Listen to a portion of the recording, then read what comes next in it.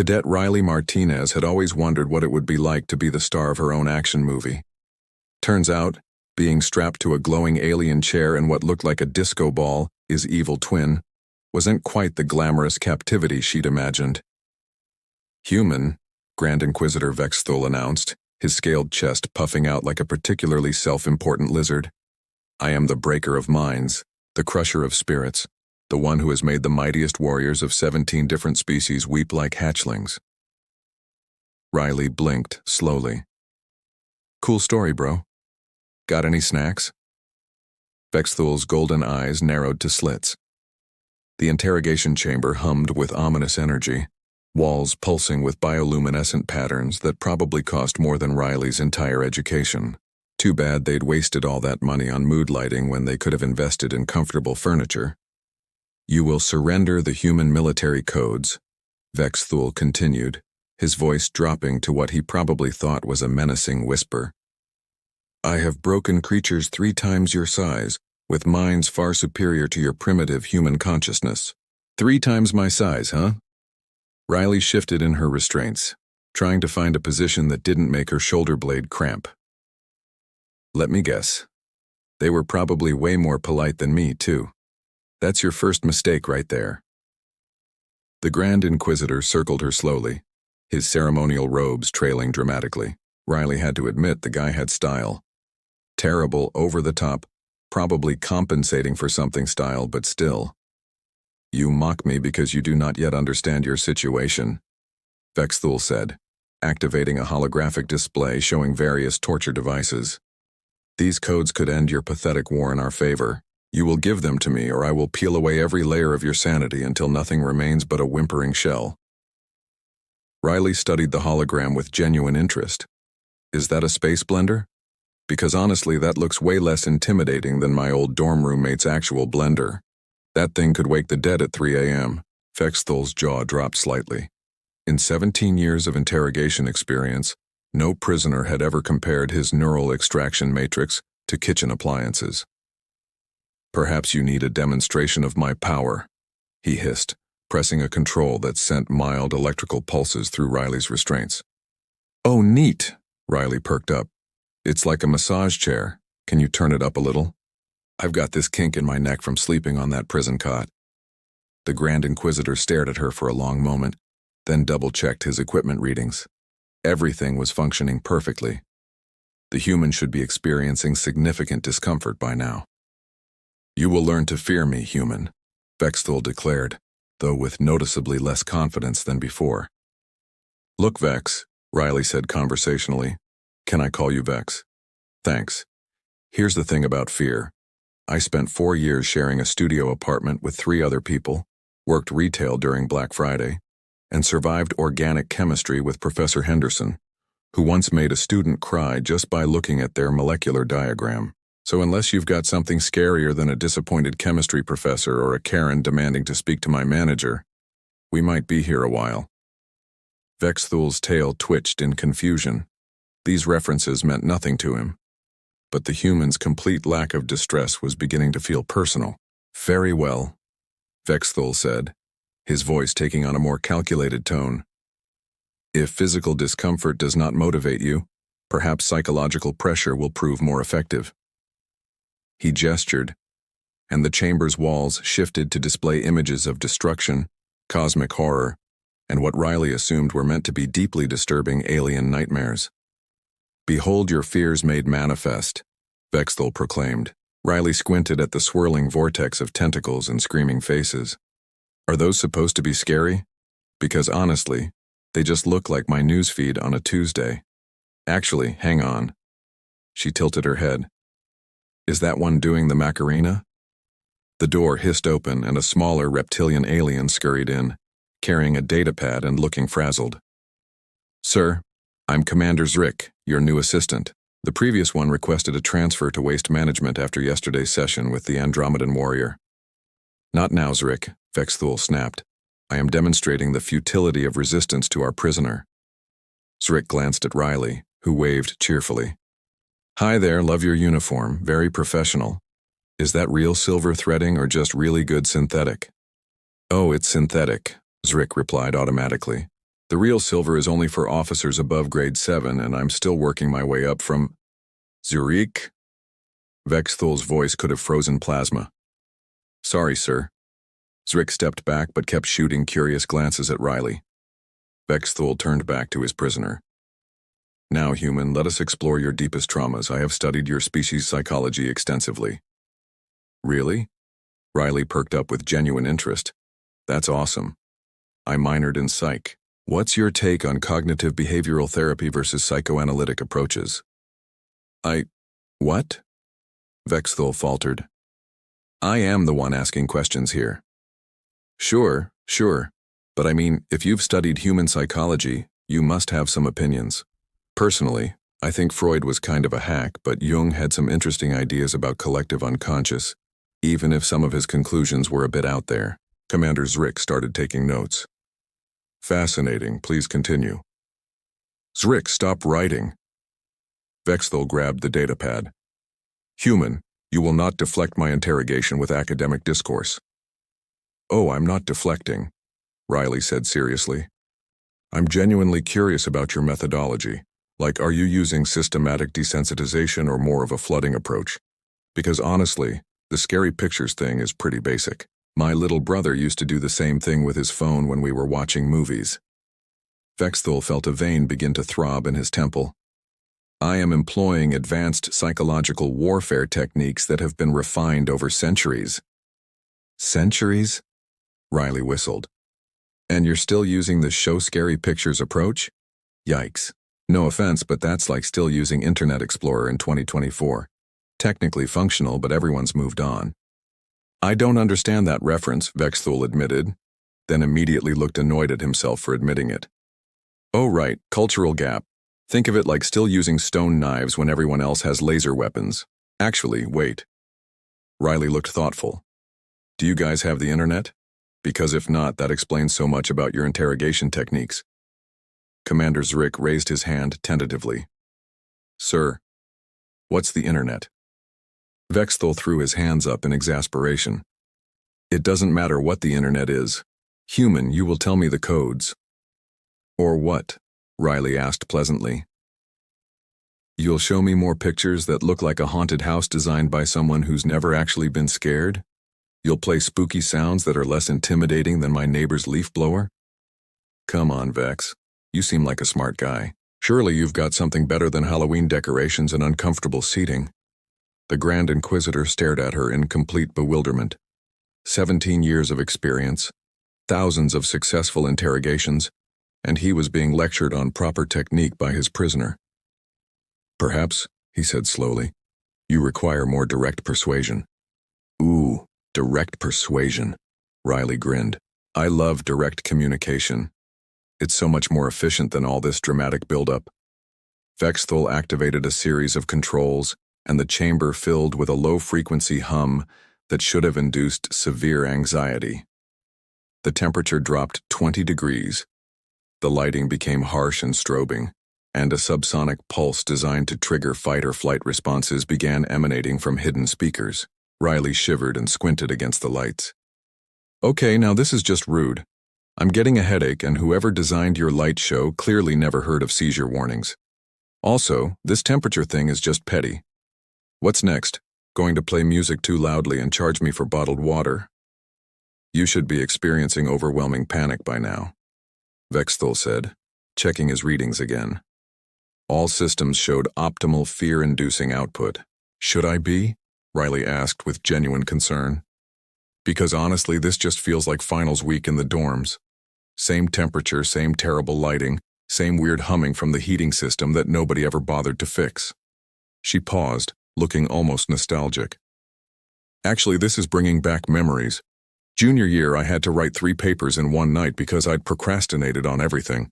Sarah Chen had been practicing violin at all hours. Marcus was stress cooking and setting off the smoke alarm every 20 minutes. And the guy upstairs was apparently training for a tap dancing marathon. Commander Zrick found himself leaning forward. How did you survive such conditions? Coffee, spite, and the knowledge that it would eventually end, Riley replied matter-of-factly. Plus, you adapt. Humans are really good at adapting to terrible situations. It's kind of our thing. Vexthul cranked up the intensity. The subsonic pulse increased, the temperature dropped another 10 degrees, and he added a chemical component designed to trigger claustrophobia. Riley wrinkled her nose. Ew, what's that smell? It's like someone mixed airplane bathroom with expired gym socks. It is a carefully calibrated olfactory assault designed to overwhelm your senses and break down psychological barriers. Vexthul announced proudly. Well, it's definitely overwhelming, but not in a scary way. More in a this is gross and I want to leave way. Kind of like when my roommate decided to make fish tacos but forgot about them for 3 days. Riley considered this. Actually, that was worse because I had to live there. The door chimed and another alien entered. This one was pale blue with multiple eyes and wore a lab coat covered in official-looking badges. Grand Inquisitor, the newcomer said in a reedy voice. I am Dr. Clenth, specialist in human psychological warfare. I have brought my complete files on human mental vulnerabilities. Excellent, Vexthul said, relief evident in his voice. Perhaps an expert opinion will prove more effective than my general techniques. Dr. Clenth consulted his datapad. According to my extensive research, humans are particularly susceptible to isolation anxiety, abandonment fears, and concerns about social status. Interesting, Riley said. Where'd you get your data? Years of careful study and observation, Dr. Clenth replied importantly. Cool. Did you actually talk to any humans during this research? Direct communication was deemed unnecessary, Dr. Clenth sniffed. Behavioral observation and cultural analysis provided sufficient data. Riley and Commander Zrick exchanged a look. Even Zrick could sense where this was heading. Human, Dr. Clenth announced. You are now completely isolated from your social group. Your pack status has been revoked. You have been abandoned by your tribal leadership. My what now? Riley blinked. Your tribe has cast you out, Dr. Clenth continued confidently. You are no longer part of the social hierarchy. This should cause immediate psychological collapse. Riley stared at him for a long moment, then started laughing. Not the bitter laugh of someone having a breakdown, but genuine, delighted laughter. Oh my God, she gasped between giggles. You think humans still live in tribes? Like actual tribes with pack leaders and social hierarchies? Dr. Clenth's confidence wavered. Do you not? I mean, sort of, but not really. Like, yeah, we have social groups and workplace hierarchies and family dynamics, but it's not like wolves or something. Most of us spend half our time complaining about our bosses and the other half avoiding our relatives at holidays.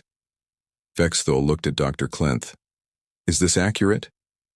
My research indicated tribal structures are fundamental to human psychology, Dr. Clenth stammered. Maybe 10,000 years ago, Riley said helpfully. These days, being isolated from your social group is called working from home, and half of us prefer it. This is impossible, Dr. Clenth muttered, frantically scrolling through his research. My data clearly indicates that humans require constant social validation to maintain psychological stability. Some do, Riley agreed. But others are introverts who recharge by being alone, and most of us fall somewhere in between. Plus, we're really good at making friends with random strangers, finding new social groups, or just being okay by ourselves for a while. She looked thoughtfully at Vexthul. Speaking of social validation, are you okay? You seem really stressed about this whole interrogation thing. I am not stressed, Vexthul snapped. I am a highly trained professional. Sure, but like professionally speaking, this has got to be frustrating. You've got your reputation, your career advancement probably depends on successful interrogations, and here I am, not cooperating with your tried and true methods. Vexthul's tail twitched. My methods are proven effective. On other species, sure, Riley said sympathetically. But every species is different, right? I mean, what works on a Vulcarian probably won't work on a Centauri. It's not your fault that your human intelligence was clearly terrible. The intelligence was not terrible, Vexthul protested. Vex, buddy, your expert over there thought we still lived in tribes. That's like preparing to interrogate someone and assuming they're going to be scared of fire because it's unnatural and magical. Commander Zrick looked up from his increasingly detailed notes. Sir, if I may, the human makes a valid point about intelligence gathering methodology. Not now, Zrick. It's okay, Riley said encouragingly to Zrick. What were you thinking? Well, Zrick said hesitantly, in standard military doctrine we always emphasize knowing your enemy. But it seems like we don't actually know humans very well at all. That's a great observation, Riley beamed at him. See, Vex? You've got good people working for you. Maybe the problem isn't your technique, it's just incomplete information. Dr. Clenth was having what appeared to be a minor breakdown in the corner, muttering about decades of research and academic reputation. So what would work on humans? Vexthul found himself asking, then immediately looked horrified at his own question. Oh, you're asking me to help with my own interrogation? Riley grinned. That's delightfully meta. Well, every human is different, but generally speaking, we respond pretty well to honesty, mutual respect, and really good snacks. Snacks? Commander Zrick wrote this down. Yeah, like, if you'd started with, hey, we need this information, and we're prepared to offer you something good in exchange, I might have been more cooperative. Instead, you went straight to the scary torture chair and the dramatic monologue. Vexthul felt his worldview shifting uncomfortably. But intimidation is the foundation of effective interrogation. For some species, maybe, Riley said. But humans have this weird thing where the harder you push, the more stubborn we get. It's like if you tell us we can't do something, suddenly that's the only thing we want to do. If you try to scare us, we get competitive about not being scared. That's... Vexthul paused, thinking about every failed human interrogation in their files. That's actually consistent with our intelligence reports. Right? Plus, and I don't mean to be presumptuous here, but you seem like you're under a lot of pressure yourself. When was the last time you took a vacation? I don't take vacations, Vexthul said automatically. I am a Grand Inquisitor. That doesn't sound sustainable, Riley said with genuine concern. Burnout is a real problem in high-stress careers. What do you do for self-care? I don't understand the question. Commander Zrick raised his hand again. Sir, what self-care? Oh boy. Riley sighed. Okay, this is making so much more sense now. Vex, when was the last time you did something just because you enjoyed it? Vexthul stared at her blankly. Something that wasn't work-related, Riley clarified.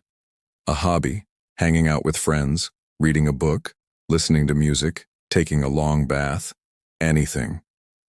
The silence stretched out uncomfortably. Sir, Commander Zrick said quietly, I think the human is trying to help you. She's supposed to be my prisoner, Vexthul exploded, not my therapist. Why can't I be both? Riley asked reasonably. I mean, we're stuck here together anyway. Might as well make the best of it. Dr. Clenth looked up from his data pad with wild eyes. My entire career is built on incorrect assumptions about human psychology. 17 years of research, 3 published papers, and a lecture series at the Imperial Academy, all completely wrong. Hey, it's not completely wrong, Riley said kindly. It's just incomplete. Science is iterative, right? You learn something, test it, adjust your hypothesis, learn more. That's how progress works. But I'm supposed to be the expert, Dr. Clenth wailed. Expertise isn't about never being wrong, Riley replied.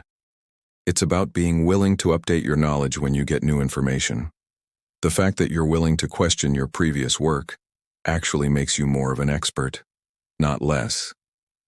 Commander Zurich had filled up 3 pages of notes. This is the most educational interrogation I've ever witnessed. It's not an interrogation anymore, Vexthul said miserably, slumping in his chair. It's become some kind of therapy session and somehow I'm the patient.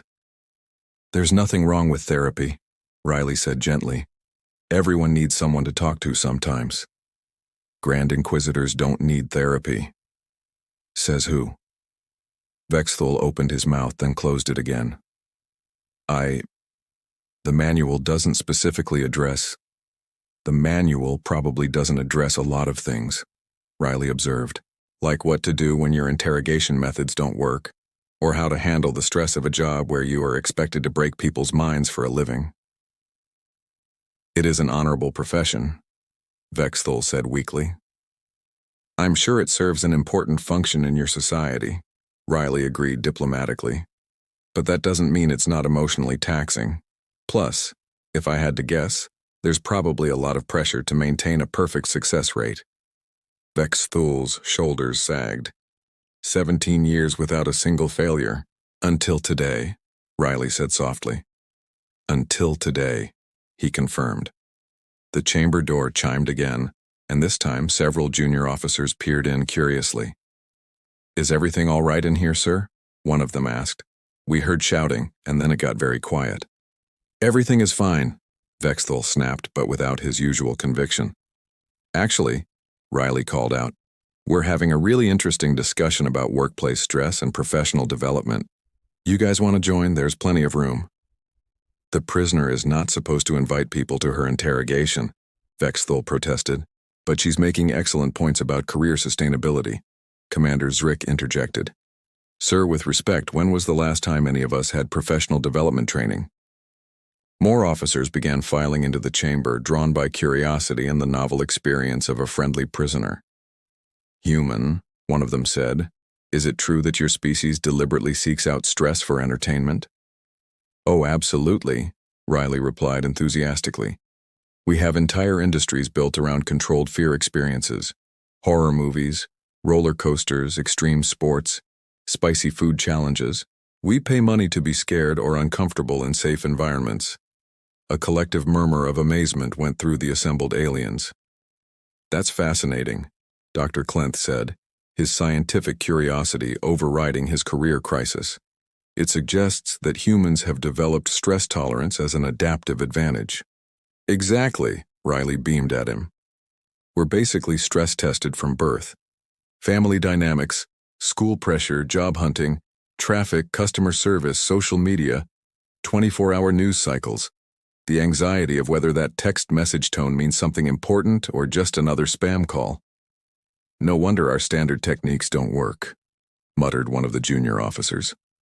Vexthul looked around at his staff, all hanging on every word from their supposed prisoner, and felt something fundamental shift in his understanding of leadership, expertise, and the nature of his career. Perhaps, he said slowly, we should consider alternative approaches to information gathering. Now you're talking, Riley grinned. Collaborative problem-solving is way more effective than adversarial relationships. The rescue arrived 3 hours later, but by then, Riley had already talked her way out of the restraints and was leading an impromptu workshop on stress management techniques. Commander Zrick was teaching the junior officers some basic meditation breathing exercises he'd learned from Riley, while Dr. Clenth frantically took notes on actual human behavior for his revised research. This is highly irregular, Captain Hayes said as she and her team entered the interrogation chamber to find Riley sitting cross-legged on the floor, surrounded by attentive alien officers. Captain, Riley jumped up. Perfect timing. I was just explaining the concept of work-life balance to Grand Inquisitor Vexthul. Vexthul, who had shed his ceremonial robes and was sitting in a circle like everyone else, looked up sheepishly. Captain Hayes, I formally request that Cadet Martinez be offered a position as our cultural liaison and psychological consultant. You're offering your prisoner a job? Captain Hayes asked incredulously. Former prisoner, Riley corrected. We worked out a mutually beneficial arrangement. They get accurate information about human psychology and better interrogation techniques for future encounters, and I get the satisfaction of turning a potentially traumatic experience into a learning opportunity for everyone involved. Plus snacks, Commander Zrick added helpfully. The human was very clear about the importance of snacks. Captain Hayes looked around the chamber, taking in the relaxed atmosphere, the scattered notes, and the fact that her supposedly captured officer was clearly running some kind of alien self-help group. Martinez, did you just accidentally end the interrogation by befriending your captors? Pretty much, yeah, Riley replied cheerfully. Turns out most conflicts are just communication problems in disguise. Dr. Clenth raised his hand. Captain, if I may, your officer has provided invaluable insights that will completely revolutionize our approach to interspecies relations. I would like to request permission to shadow her for continued research purposes. Absolutely not, Captain Hayes said firmly. Martinez, you're coming back with us. But I was just getting somewhere with Vex's commitment issues, Riley protested. My commitment issues are my own business, Vexthul said with wounded dignity. See? Classic avoidance behavior, Riley said to Dr. Klenth, who wrote this down eagerly. As the rescue team prepared to leave, Commander Zrick approached Riley with a small device. This is a communication unit. I would like to stay in contact if that's acceptable. I've learned more about leadership in the past few hours than in my entire previous career. Of course. Riley gave him her contact information. And remember what we talked about regarding assertiveness training. You've got good instincts, you just need to trust them more. Vexthul appeared with a formal-looking document. Cadet Martinez, I have prepared a commendation for your service to interspecies understanding. Also, my personal communication code, should you ever wish to continue our discussion about professional development. Thanks, Vex, and seriously, look into that vacation time. Maybe try a hobby that doesn't involve interrogating people. Pottery, gardening, underwater basket weaving, whatever speaks to you. As they walked toward the shuttle, Captain Hayes shook her head in amazement. Martinez, in 30 years of military service, I have never seen anything like that. Like what, Captain? You turned a military interrogation into group therapy and somehow made friends with everyone involved. Riley shrugged. People are people, you know? Even when they're scaly alien people trying to extract classified information from you. Everyone's just doing their job and trying to figure out life. 2 months later, Riley received a package from Vexthul containing a ceramic bowl he'd made in his new pottery class and a thank you card from Commander Zrick, who had been promoted after implementing Riley's suggestions about team communication. Dr. Klenth's revised paper, Human Psychological Resilience, a comprehensive study based on direct observation and interview, became required reading at the Imperial Academy and led to a complete overhaul of their interspecies relations program. The war officially ended 6 weeks after Riley's interrogation, when both sides realized they'd been operating on completely incorrect assumptions about each other's motivations and capabilities. The peace treaty was signed over dinner, and what Riley later described as the best alien snacks I've ever had. In her official report, Riley wrote, "Mission accomplished through application of basic human decency, active listening skills, and strategic deployment of friendship. Recommend immediate revision of all first contact protocols to include cultural exchange and better catering." Captain Hayes approved the report but added a note. Recommend keeping Martinez away from future interrogation scenarios, unless we want to accidentally adopt more alien military personnel. Riley kept that note framed on her desk for the rest of her career, right next to the pottery bowl from Vex and the regular updates from her ever-growing network of alien friends throughout the galaxy.